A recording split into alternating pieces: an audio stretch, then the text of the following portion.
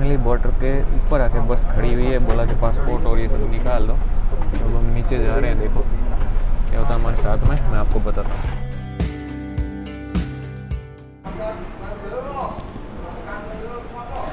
Good morning, welcome back to my channel दोस्तों, बंसी विष्णु एक बार फिर से बहुत बहुत स्वागत है। फ़िलहाल मैं हूँ बोल बोल के आपको परेशान कर दिया, लेकिन ठीक है यार, जो है वही बता रहा हूँ कि फ़िलहाल मैं हूँ कंबोडिया की राजधानी फेनाफेन में, और मैं रोज़ आपको यही बोल रहा हूँ, लेकिन क्या करूँ। तो अब आज फाइनली मुझे वियतनाम जाने से कोई रोक नहीं सकता, लेकिन अगर कोई रोके तो भी मैं रुकना नहीं चाहता, मेरी ऐसी आशा है। क्योंकि मैंने बस की टिकट कल बुक कर ली और अब बस कोई तकलीफ़ नहीं है, अब तो सिर्फ जाना ही है। कल पहले वाले वीडियो में आपने देखा होगा कि बस की टिकट के लिए कितना परेशान होना पड़ा। परेशान इसलिए कि हमको ज़्यादा पैसे ले रहे तो वो हमें मंजूर नहीं था, इसलिए हमने फिर नहीं गए और एक दिन रुक गए। वो 15 बचा है, लेकिन उसकी जगह मेरे साथ ज़्यादा ही हुआ वो एक दो खर्च, 15 तो हो ही गए हैं, लेकिन 15 हो गए तो वो कोई दिक्कत वाली बात नहीं है। लेकिन हमें पता तो चला, आपको तो पता चला कि हमें क्या करना चाहिए। तो अब फाइनली वक्त आ गया कि हम चलते हैं वियतनाम। अभी सुबह के 8 बजे और 9 बजे मेरी बस है। मैं यहाँ से चलते चलते जाऊँगा, मुझे लगेगा करीबन 30 मिनट। तो 30 मिनट तक मैं चल करके पहुँच जाऊँगा बस डिपो पे, और बस डिपो आधा घंटा पहले जाना सही है। तो चलते हैं। वैसे कोई गाड़ी वाड़ी होती तो ख़राब होने का डर रहता है, लेकिन मेरा गाड़ी तो ख़राब होने वाला नहीं है ना। तो चलते हैं फिर कंटिन्यू, और आपको दिखाते हैं ये बस सफ़र, बस जर्नी वियतनाम की कैसे होती है, लैंड बॉर्डर क्रॉसिंग, सब कुछ आज के वीडियो में देखने को मिल जाएगा। तो चलो फिर वियतनाम।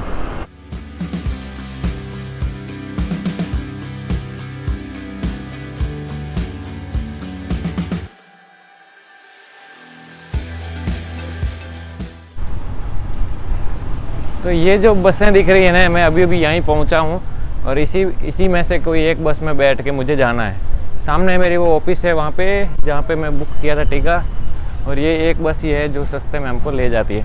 तो चलते हैं फिर, इसकी यात्रा करते हैं। अब 6 घंटे की जर्नी थी, तो मैंने सोचा कुछ खाने का जुगाड़ कर लिया जाए। तो मुझे मिला सेव, जो करीबन 7000 रियाल का, यानी कि 120 रुपये के आसपास मिला, आधा किलो। तो इसी से जुगाड़ चलाएंगे, बाकी खाना तो यहाँ पे नहीं मिल रहा भाई।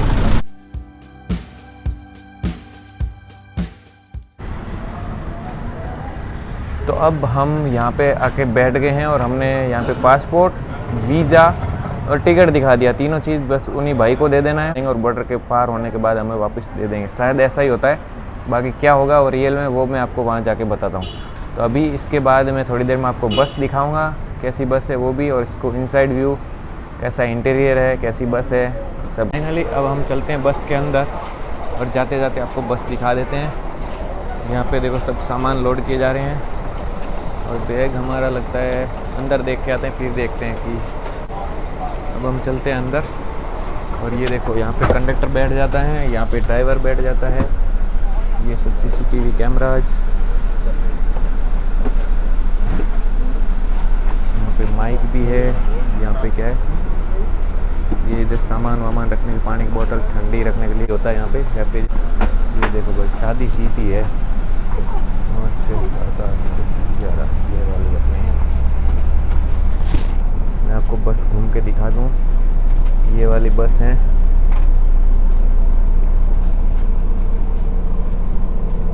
पीछे बैठेगा उसकी मौज है।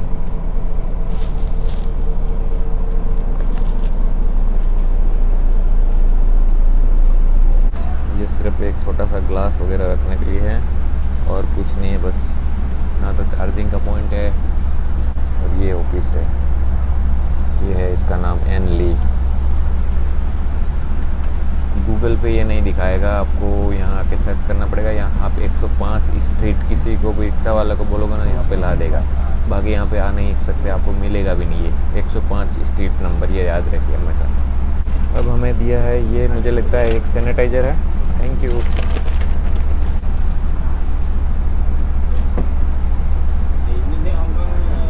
Thank you. इन्होंने पासपोर्ट तो वापस दे दिया भाई, वीज़ा सब इसके अंदर ही है। तो अब फाइनली बस हमारी यहाँ से निकल चुकी है। 9 बजे का टाइम था, अभी कितना बजा, 9:13 में निकली। एक्चुअली एक पैसेंजर आ रहा था ना इसलिए, और ये लोग वेट करते हैं, फ़ोन भी करते हैं, इसलिए आई होप कि वियतनाम में जाने देगा। वीज़ा तो है ही है, देखते हैं।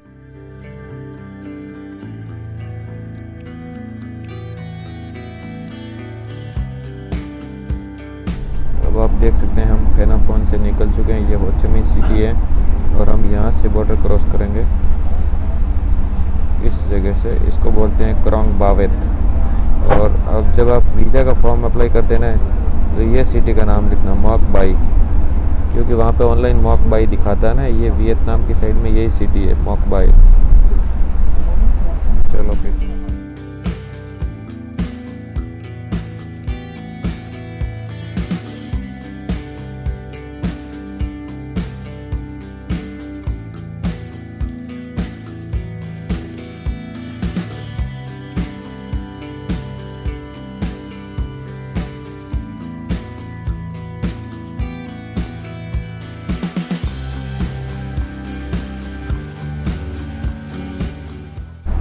तो दोस्तों अभी जो आप देख रहे हैं ना, ये मेकोंग रिवर ही है, जो फेनाफोन सिटी से आती है वही वाली। और बहुत बड़ी नदी है, इसके अंदर बहुत बड़े बड़े जहाज़ चलते हैं। इसके लिए इसका ब्रिज भी देखो, एकदम कैसे लटकता हुआ ब्रिज है, बहुत ही ज़बरदस्त है। ये इतना विशाल का है, पानी चलता ही रहता है भाई। ये पानी शायद कभी ख़त्म नहीं होता है, और ये धीरे धीरे आगे जा कर के वापस वियतनाम में भी जाता है। और अब देखो ब्रिज शुरू हो गया है। ब्रिज को देखिए आप, ये पीले पीले जो दिख रहे हैं ना, ये वायर, इनके ऊपर लटका हुआ ब्रिज है ये बड़ा सा पिलर इसको हैंडल करता है।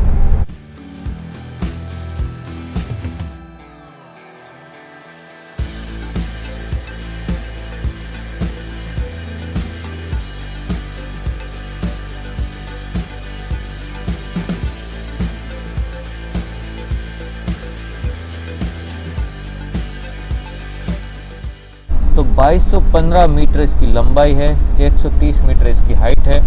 और लॉन्गेस्ट स्पान जो एक पिलर से दूसरे पिलर तक का जो बीच का गैप है 320 मीटर है भाई।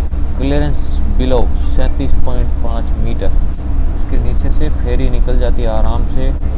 ये 2.2 किलोमीटर लंबा ब्रिज ये केबल से जुड़ा हुआ है, और ये पब्लिक के लिए खोला गया था 2015 में। 2011 में बनना शुरू हुआ था, और एक जापानीज़ कंपनी ने बना के इसको दिया है।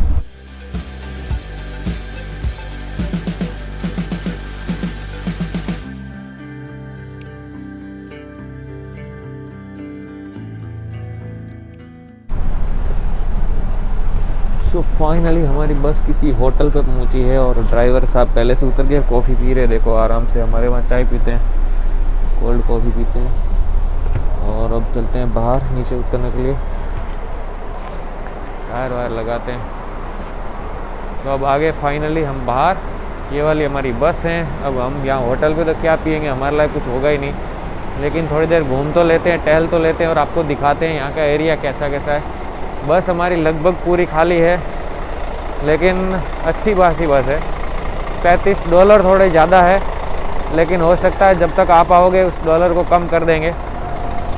तो अब इस तरफ वियतनाम है। अभी जो पीछे ब्रिज गया था वो जापान ने बनाया है, और 2250 मीटर लंबा ब्रिज है, और 2011 में बनना शुरू हुआ था, 2015 में बन करके पूरा हुआ था। जापानीज गवर्नमेंट ने बनाया और जापान ने ही उसको फंड दिया। कंबोडिया की कुछ ताकत नहीं है कि वो कुछ कर सके, लेकिन ये ब्रिज है ना थाईलैंड को वियतनाम से जोड़ता है। ये इतना महत्वपूर्ण है, इम्पोर्टेंट है। तो यहाँ पे है ना Laos, Thailand, Vietnam, Cambodia, Myanmar, ये सब देश एक दूसरे में आराम से आ जा सकते हैं। कोई भी बंदा कैसे भी आएगा, कोई दिक्कत नहीं है।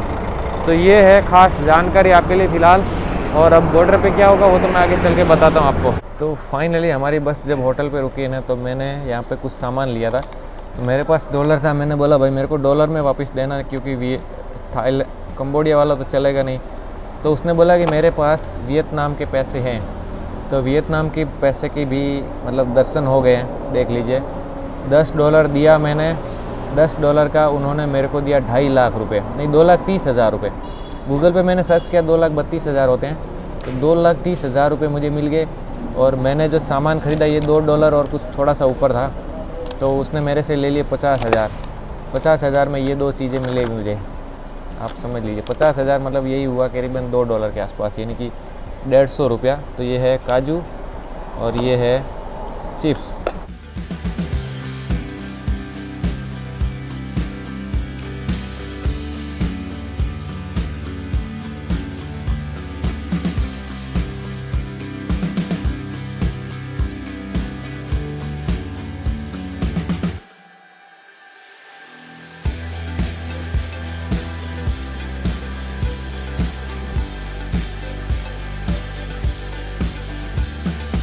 फाइनली अब बॉर्डर पे पहुंचने वाले, सिर्फ 2 किलोमीटर बचा हुआ है।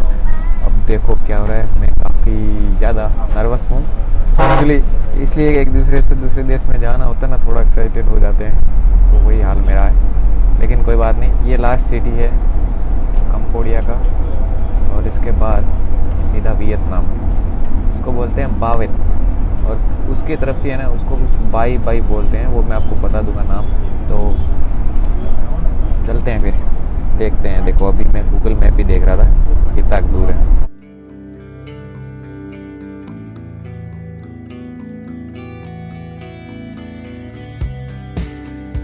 फाइनली बॉर्डर के ऊपर आके बस खड़ी हुई है, बोला कि पासपोर्ट और ये सब निकाल दो। अब हम नीचे जा रहे हैं, देखो क्या होता है हमारे साथ में, मैं आपको बताता हूँ। आ गई है, अब वहाँ सामने वीज़ा वीज़ा आ जाएगा, फिर चलते हैं आगे। तो कंबोडिया की बॉर्डर के ओर से सबको नीचे उतारा गया, पासपोर्ट ले लिया, और उसके बाद बस वो लेके चले गए पासपोर्ट, हमको कुछ भी नहीं पूछा, और हम थोड़ा सा चले गए 10 कदम, और बस वहाँ से चला करके पीछे लाए, और वहाँ से हम लोगों को वापस बिठा दिया। अब जो हमारे साथ में एक कंडक्टर था, वो साथ में गया हुआ है, वो सब पासपोर्ट वगैरह सब लेके आएगा। तो अब देखते हैं, उसके बाद आगे चलते हैं, वियतनाम वाली बॉर्डर दिखाते हैं आपको क्या है वहाँ। देखो इमिग्रेशन का एरिया, देखो भाई कितने बड़े बड़े ट्रक है, ये सब एक जगह से दूसरी जगह जाते हैं, दूसरे देश में, लॉरी जैसे ही है, काफ़ी शानदार ट्रक है। एक चीज़ कहना आपको भूल गया कि पासपोर्ट लिया ना जिस ऑफिसर ने, उन सब ने पासपोर्ट और आपका चेहरा भी देखा था, मैं देख रहा था, फिर बाद में बोला ठीक है ओके। तो वो बात है, वो मैं कहना भूल गया था। अब देखो हाँ, तो भाई फाइनली अब कंबोडिया से सिक्का लग गया है, और ये कंबोडिया की लास्ट बार आप फ्लैग भी देख सकते हैं। और अब हम जाएंगे वियतनाम की तरफ, और वियतनाम पे वो पासपोर्ट है वो उन्हीं के पास में है, तो कंडक्टर के पास में। और अब चलते हैं वियतनाम की तरफ, देखते हैं आगे, दिखा दे आपको। इधर का वो चाइना का माल आता है, सब कंटेनर भर भर के पूरे साउथ ईस्ट एशिया में। ये जो जगह देख रहे हैं ये नो मैंस लैंड हो गई, झाड़ियाँ, ये ट्रक खड़े हुई।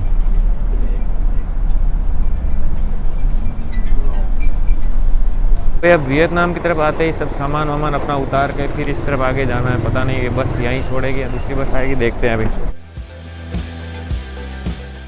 फाइनली हम भी वियतनाम में आ चुके हैं, और ये हमारी बस फिर से, लेट्स गो। कुछ नहीं पूछा भाई हमसे बिल्कुल भी, ऑटोमेटिक ही सब कंडक्टर ने करवा दिया, और बस अब हम चलते हैं यहाँ से वियतनाम। हमारे कंडक्टर भाई साहब, ड्राइवर भाई साहब, और वो आ रहे हैं कंडक्टर, वो जो उधर से आ रहे वो। अब हम चलेंगे सीधा इस तरफ। वियतनाम का हमें सिक्का विक्का लग गए हैं, अब हमें कोई जाने से रोक नहीं सकता। और ये भी हमारे साथ ही थे हमारे भाई साहब रात को। अब वियतनाम की हवा आने लगी है, और वियतनाम में प्रवेश कर गए। यहाँ से हो ची मिन सिटी ज़्यादा दूर नहीं है, घंटा 2 घंटे का रास्ता है। और उसके बाद तो फिर देखते हैं भाई वियतनाम की मौज क्या है, आपको दिखाएंगे। लेकिन ये वीडियो हम वियतनाम जाके ही पूरा करेंगे। इस वीडियो में ये दिखाने की कोशिश की गई थी कि हम बस में बैठे सुबह कितने बजे, और बस की प्राइस मैंने आपको पहले वाले वीडियो में दिखा दी, अगर आपने नहीं देखा तो देख लेना। लेकिन मैं यहाँ पे भी बता देता हूँ, $35 एक दिन पहले बुक करते हैं, तो अगर सेम डे बुक करोगे तो $50 देना पड़ेगा। और दूसरी बात, सुबह 9 बजे भी बस जाती है, सुबह 7 बजे भी जाती है, सुबह 12 बजे भी जाती है, शाम को 5 बजे भी जाती है। ये ट्रैवलर्स की ओनली मैं बात कर रहा हूँ। एक दूसरी और थी ना अभी लाल बस, वो वाले $55 में आए वो भाई। तो ये हो गया।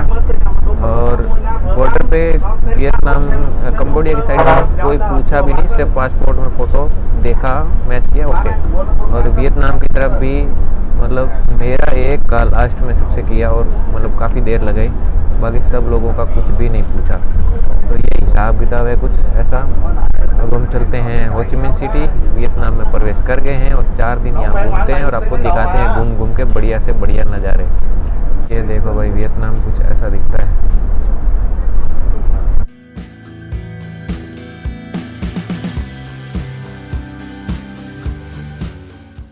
खंबे पर लटकती तार कुछ ज़्यादा दिखाई देने लगे, बस इससे ज़्यादा मुझे यहाँ डिफरेंट नहीं दिखा। बाकी तो आगे जाके पता चलेगा।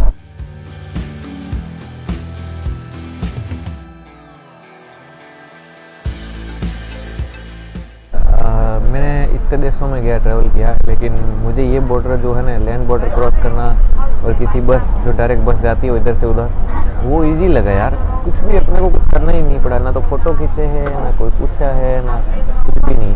गाड़ी देखा, बस जाओ और कुछ नहीं, अपने आप ही सिक्का मार मुर के लाते हैं। तो ये इजी है यार, ये बेस्ट आइडिया है मेरे। और जहाँ तक टिकट की बात करें ना, मेरे साथ रात को दो लड़के और थे शायद मेरे साथ। अभी मैंने उनको यहाँ पे देखा, दूसरी बस से आए थे। मैंने उनको पूछा भाई कितना $, दिया? बोले 55।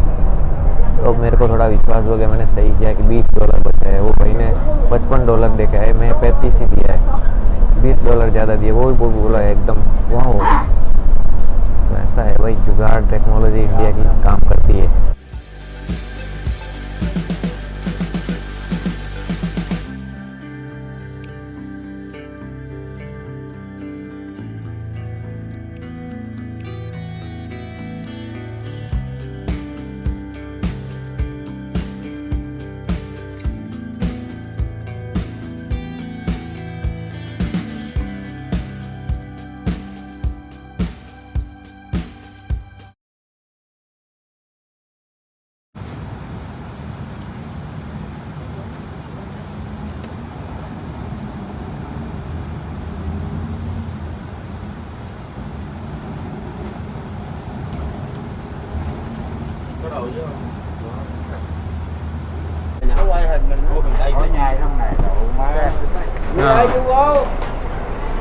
तो फाइनली वियतनाम की सबसे बड़ी सिटी हो ची मिन सिटी में आ चुके हैं।